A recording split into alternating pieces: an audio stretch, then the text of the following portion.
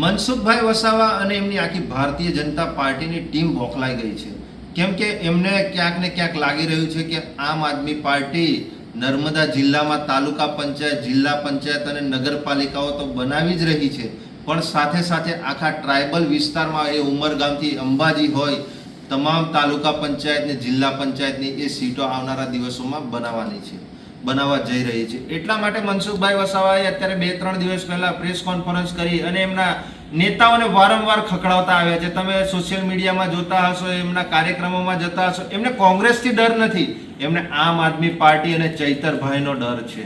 એમને ડર એ વાતનો છે કે જે 30-35 વર્ષથી આ ટ્રાઇબલ વિસ્તારમાં રાજપાટ કરે છે, એમની ખુરશી હવે ડગમગવા લાગી છે. એમને ક્યાંક ને ક્યાંક ડર છે કે જિલ્લા પંચાયત, તાલુકા પંચાયત અમારા હાથમાંથી જાય છે, એટલે વારંવાર એમના કાર્યકર્તાઓને અને એમના હોદ્દેદારોને ખખડાવતા આવ્યા છે અને કહેતા આવ્યા છે, અરે ભાઈ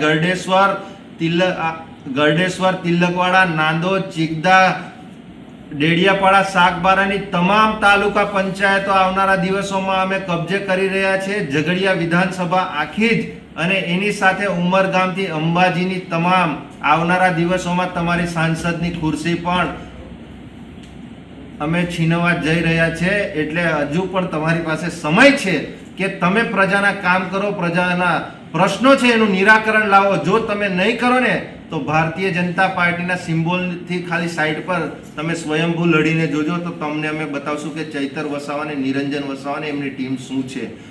તમે ભારતીય જનતા પાર્ટીના સિમ્બોલ પર ખાલી આટલા વર્ષોથી ચૂંટાઈને મનસુખભાઈ વસાવા એકદમ બોખલાઈ ગયેલા છે અને એ શું બોલે છે, શું કરે છે અને શું કહેવા માંગે છે એ જ એમને પોતે ખબર નથી પડતી. ક્યાંક ને ક્યાંક અમને લાગી રહ્યું છે દિવસે ને દિવસે આમ આદમી પાર્ટીનું કદ વધતું જઈ રહ્યું છે. એના લીધે કદાચ એમનું માનસિક સંતુલન પણ ખોરવાઈ ગયેલું છે એવું લાગે છે. આ મનસુખભાઈ વસાવા જેમનું અહીંયા નાંદોદ વિધાનસભામાં એમનું કોઈ પણ જાતનું કંઈ લાગતું નથી, પણ તેમ છતાં પણ વારંવાર ચૈતરભાઈ વસાવા અને નિરંજનભાઈ વસાવાને ખોટી રીતે ટાર્ગેટ કરી રહ્યા છે. મનસુખભાઈ વસાવા જે તે સમયે અહીંયા આગળ સિવિલ હોસ્પિટલનો મુદ્દો હતો, બીજા ઘણા બધા મુદ્દાઓ પર અમે વારંવાર એમને ટાર્ગેટ કરતા આવીએ છીએ. તો અમે એમને ભારતીય જનતા પાર્ટીમાં જે વખતે હતા તેમણે કીધું હતું કે તમે અહીંયા આગળ ચંચુપાત ના કરશો. એના લીધે એમણે અમને આ નિરંજન વસાવાને ખોટી રીતે એમને સસ્પેન્ડ કર્યા હતા. સરપંચ પરિષદ તે વખતે અમે ખૂબ મોટા પ્રમાણમાં ચલાવતા હતા એના લીધે. અને બીજી વાત કે જુનારાજની વાત કરે છે, જુનારાજ એ એમના કાર્યક્ષેત્રમાં જ નથી આવતું. ભલે એમની જન્મભૂમિ છે, એમણે જે વસ્તુ કરવાની હતી, આજે છેલ્લા 30-35 વર્ષથી એમણે આ વસ્તુ કોઈ કરી જ નથી, વિકાસના કામો. આજે તમે પ્રતાપનગરથી અંકલેશ્વર રોડ પર મનસુખભાઈ એરોપ્લેનમાં જાય છે કે હેલિકોપ્ટરમાં ઉડીને જાય છે? મનસુખભાઈને દેખાતું નથી. એમને આ કમરમાં એટલી બધી બીમારીઓ વારંવાર થાય છે, તો કમસે કમ જે રસ્તે જાય છે તે રસ્તો એ બનાવે. આજે એ રસ્તાની કેટલી ખરાબ પરિસ્થિતિ છે. 30-35 વર્ષથી સાંસદ છે, આજે રાજપાડીથી નેત્રંગવાડા રસ્તાની તમે પરિસ્થિતિ જુઓ. અરે એમના કાર્યક્ષેત્રમાં આવતા તમામ રસ્તાઓ એટલા જર્જરિત ને એટલા બધા ખરાબ છે, પણ તેમ છતાં આ મનસુખભાઈ વસાવા કશું બોલતા નથી. અને મેં એવું કહું છું, વાગરા છે, જંબુસર છે, આમોદ છે, એ બાજુના વિસ્તારો પર આ મનસુખભાઈ કેમ નથી જતા? કેમ કે ત્યાંના ધારાસભ્ય, ત્યાંના સંગઠન એમને કોઈ પૂછતા નથી.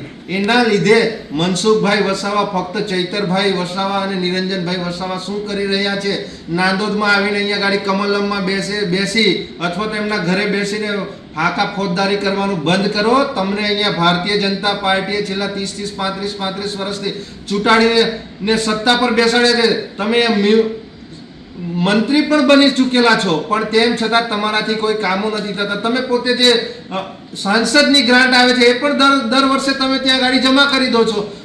તમે વિકાસ કરો અને પ્રજાના ઘણા બધા પ્રશ્નો છે એનું નિરાકરણ લાવો. ચૈતરભાઈ વસાવા અને નિરંજનભાઈ વસાવા એમની જે જવાબદારી છે, એમની વફાદારીપૂર્વક એમનું સંપૂર્ણપણે એ કામ કરી જ રહ્યા છે અને પ્રજાને જાગૃત કરે છે, નહીં કે તમારી જેવા ગોલ ગોલ ફેરવી અને પ્રજાને ગેરમાર્ગે દોરી અને ભમરાવાનું કામ કરે છે.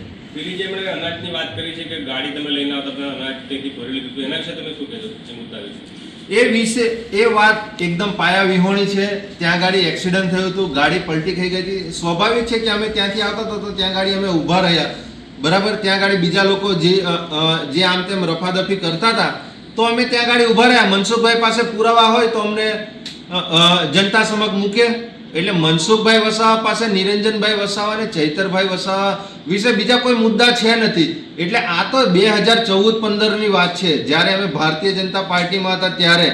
એ વાત આજે 10 વર્ષ પછી મનસુખભાઈને દેખાય છે.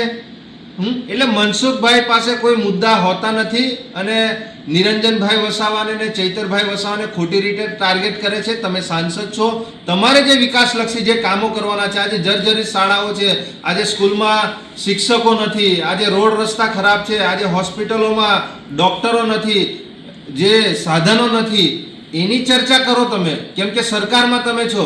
ચૈતરભાઈ વસાવાને અમે કાલે અહીંયા ગાડી 50 લાખ રૂપિયા જે 3 પરિવારના જે મજૂર વર્ગના લોકો મરી ગયા એમને ચૈતરભાઈ વસાવા અને અમારી ટીમ અને ત્યાંના લોકો એ આખી રાત ચૈતરભાઈની રાહ જોઈ અને ચૈતરભાઈ સવારે આવીને એમને 50 લાખ રૂપિયા આપે છે.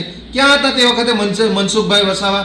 ત્યાં ગાડી આવવું જોઈએ ને. આદિવાસી સમાજની એટલી બધી ચિંતા છે એમને, તો કેમ નથી આવ્યા? શું ફક્ત કમલમમાં બેસી અને ફક્ત નાના મોટા કાર્યક્રમોમાં પેલા અધિકારીઓને ધમકાવવાના અને નેતાઓને ખકડાવવાના? અરે ભાઈ, પ્રજાના કામ કરો.